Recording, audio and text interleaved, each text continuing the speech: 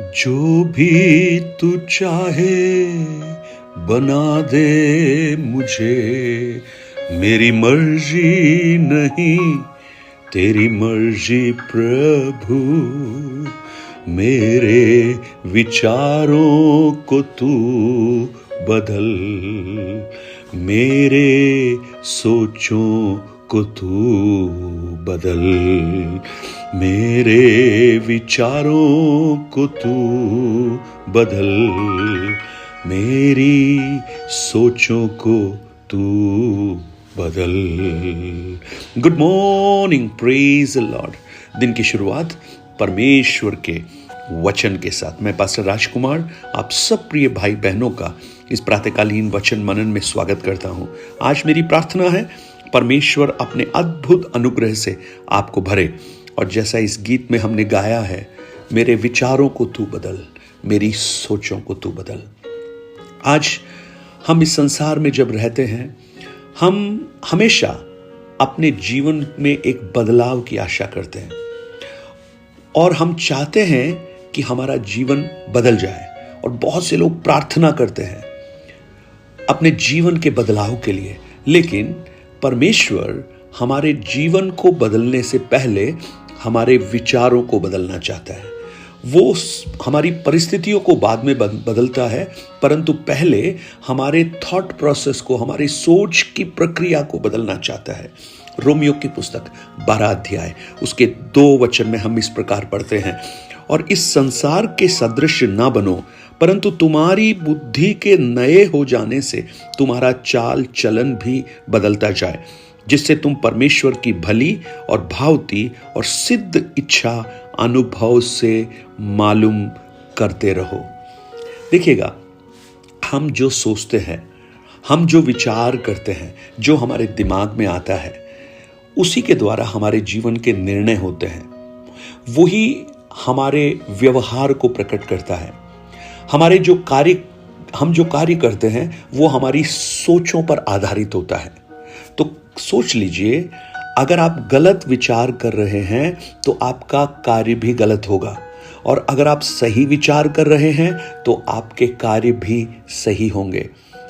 आप कई बार देखे होंगे, एक ही परिस्थितियों में 2 लोग जब आते हैं, एक निराशा के सागर में जाता है और जीवन समाप्त करने की बात करता है, लेकिन दूसरा व्यक्ति अपने जीवन को सकारात्मक तरीके से रखकर वो जीवन में आगे बढ़ने की इच्छा रखता है। परिस्थितियां दोनों के लिए एक ही है, परंतु फर्क क्या है? दोनों के विचारों में फर्क है। तो जब हम परमेश्वर के वचन को पढ़ रहे हैं, पौलुस कहता है तुम्हारी बुद्धि के नए हो जाने से, ये जो तुम क्या करो, बदल जाओ। प्रियो, ये जो संसार है ना, वो हमें अपने समान बनाने की कोशिश करता है। आज का कल्चर, आज का मैनर, आज के तौर तरीके, तो हमें वो कोशिश करता है कि हम भी उन्हीं के समान बन जाएं, और इसलिए हम कई बार ये समझौता करते हैं, यही चल रहा है, ऐसा ही हो रहा है। परंतु प्रियो, परमेश्वर का वचन हमें यह सिखाना चाहता है कि हम संसार के सदृश न बने, परंतु हमारे विचार, हमारी बुद्धि नई हो जाए। और वो तब होगा जब परमेश्वर हमारे हृदय का केंद्र बिंदु होगा। हमारे विचारों को हम परमेश्वर के वचन से भरेंगे। आप फिलिपियों की पुस्तक 4 अध्याय उसके 8 वचन को जब पढ़ेंगे, उसके 6 वचन में लिखा है, किसी भी बात की चिंता मत करो, परंतु हर एक बात में तुम्हारे निवेदन, प्रार्थना, विनती के द्वारा धन्यवाद के साथ परमेश्वर के सम्मुख उपस्थित किए जाएं। चिंता। उसके बाद 8 वचन में क्या लिखा है? निदान है भाइयों, जो बातें सत्य हैं, जो बातें आदरणीय हैं, जो बातें उचित हैं, जो बातें पवित्र हैं, जो बातें सुहावनी हैं, जो बातें मनभावनी हैं, निदान जो सद्गुण और प्रशंसा की बातें हैं, उन्हीं पर ध्यान किया करो। यानी हमारा हृदय जिन बातों से हम भरते हैं, हमारा जीवन उसी के आधार पर चलता है। इसलिए संसार के सदृश ना रहे। तो संसार हमें नकारात्मक सोचने को प्रेरित करता है। संसार हमें डराने की कोशिश करता है। संसार हमें पाप में जीवन बिताने के लिए प्रेरित करता है। परंतु परमेश्वर क्या करता है? हमारे अंदर से हमें बदलकर बाहर से सुधारना चाहता है।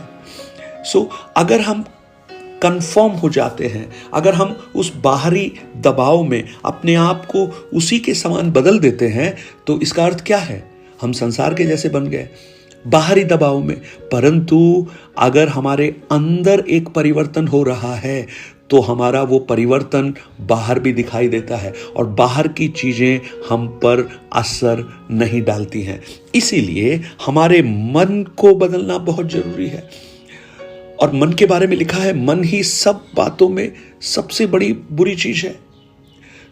जब परमेश्वर ने हमें नई सृष्टि बनाया है, अब जो मसीह में है वो नई सृष्टि है, पुरानी बातें बीत गई हैं, तो प्रियो नया क्या बना? शरीर तो नया नहीं बना, हमारा चेहरा वैसा ही है, हमारा अपीयरेंस बिल्कुल वैसा ही है, लेकिन ये नया है क्या? एक नया मनुष्य जो बाहर से दिखने वाला नहीं परंतु अंदर, और अंदर जब नयापन होगा ना, बाहर वो प्रकट होगा। प्रभु यीशु ने क्या कहा है? एक खारे पानी से मीठा पानी का झरना थोड़ी निकलता है, जो हमारे मन में है वही तो बाहर आएगा।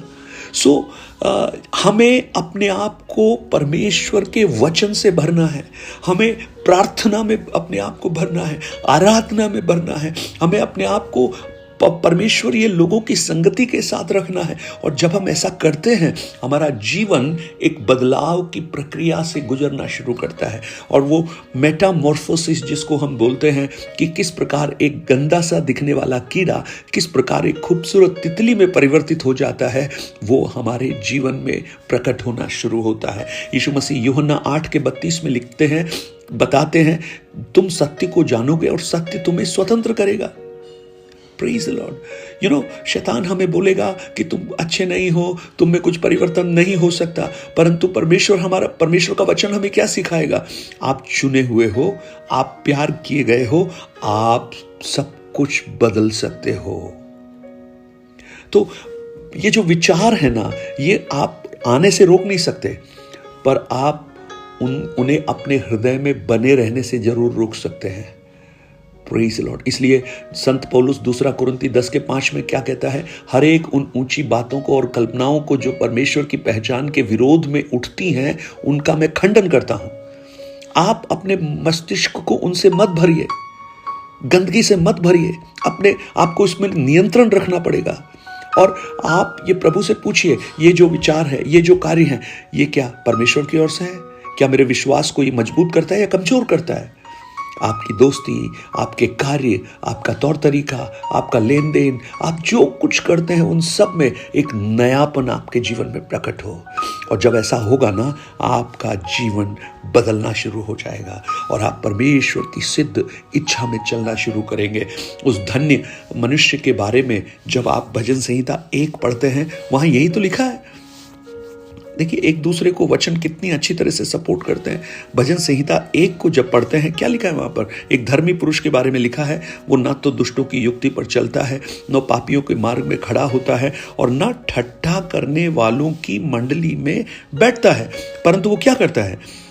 यहोवा की व्यवस्था से प्रसन्न रहता है और उसकी व्यवस्था पर रात दिन ध्यान दिए देता है। देखिए, आप अगर मिक्सी में कुछ जूस बना रहे हैं, आपने केला डाला है, अगर केला डाला है तो केले का शेक ही बनेगा। आप उसमें अंजीर का शेक कैसे एक्सपेक्ट कर सकते हैं? आपके मस्तिष्क के अंदर जो विचार आप डालेंगे वही तो आपके जीवन को निर्धारित करेगा। आज होने दीजिए आपके मस्तिष्क में परमेश्वर का वचन गिरे, आपके मस्तिष्क में पवित्र आत्मा की आवाज गिरे, आपके मस्तिष्क में पवित्र लोगों की संगति का एहसास आपके जीवन में हो, और आप उन बातों को सोचें, उन वायदों को सोचें जो प्रभु आपके लिए देना चाहता है। पवित्र शास्त्र में जो आपके लिए लिखे हैं उनको आप सोचें, और जब आप ऐसा करेंगे ना, आप पाएंगे आपका जीवन बदलना शुरू हो गया है, आप बदलना शुरू हो गए हैं और आपका जीवन परमेश्वर की महिमा का कारण बनेगा। आज मेरी प्रार्थना है, मुझे सुनने वाले मेरे भाई बहन, छोड़ दीजिए उन बातों को जो आपको परमेश्वर से अलग करती हैं, उन विचारों को जो परमेश्वर के उपस्थिति से आपको दूर करती हैं, उन हर एक बातों को जो आपके विश्वास को गिराती हैं।